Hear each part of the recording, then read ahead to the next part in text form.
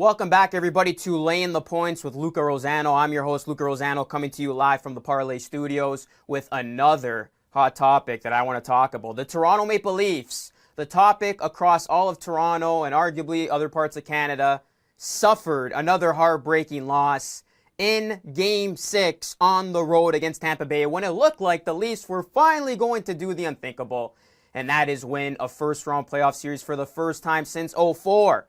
But they didn't get it done. The Lightning pull it out in overtime in an instant thriller, 4-3. But I tell you, if there was one game out of this entire decade of Leafs disappointment that I thought was going to finally go the Leafs' way, it was this game right here. John Tavares, with 7 seconds left in the second period, gets a goal to give the Leafs a 3-2 lead. And at that point, the Tampa Bay Lightning had blown another 2-0 lead. The Maple Leafs were up 3-2 going into the final period. Everybody was thinking, is this finally where it ends?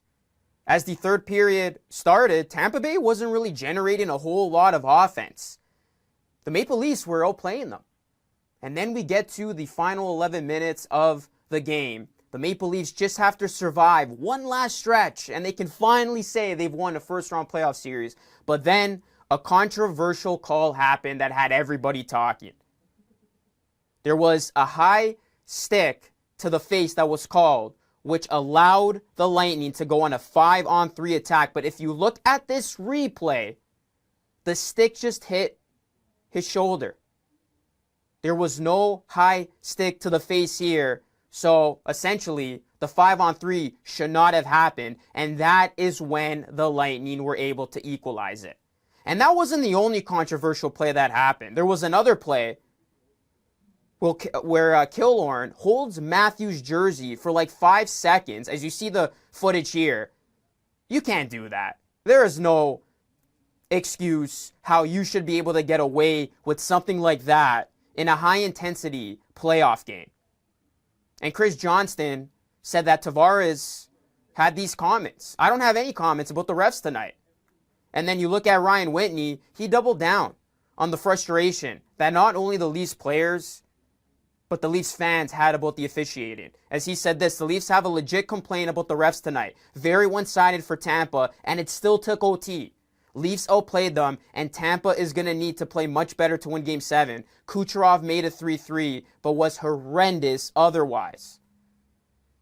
And a lot of the Leafs fans acknowledge that the Maple Leafs didn't just lay over here. They actually outplayed the Lightning throughout. That is why I'm surprised the Leafs blew it again. As Kevin Papetti says, love the Leafs' effort tonight. They played hard and deserved it. They didn't get the officiating or the bounces, but another effort like that will give them a great chance. And here are some stats going into Game 7. As defending champions own an all-time record of 18-17 in Game 7s, including the Lightning's 1-0 win in the 2021 Stanley Cup semifinals versus the Islanders. That's the last time the Lightning had been pushed to the brink of elimination during this 2-time Stanley Cup run. And if you want a stat for the Maple Leafs, Toronto's actually 7-2 in 9 all-time Game 7s as the home team. But this is where it gets very bad if you're a Leafs fan. This number right here. The Maple Leafs have had issues closing out playoff series. The Leafs are now 0-9 in a potential series clinching game since 2013. 0-9. And here's what I'll say about this. The Maple Leafs played really great. You cannot get against them in terms of their overall effort and their overall play. But they were not able to win the game. Isn't that concerning? I know the officials were against them. I know Tampa had the lucky bounce when it mattered the most, but the Maple Leafs played such a great game from start to finish. They outplayed Tampa Bay, and they still lost. I'm starting to think this team is legitimately cursed.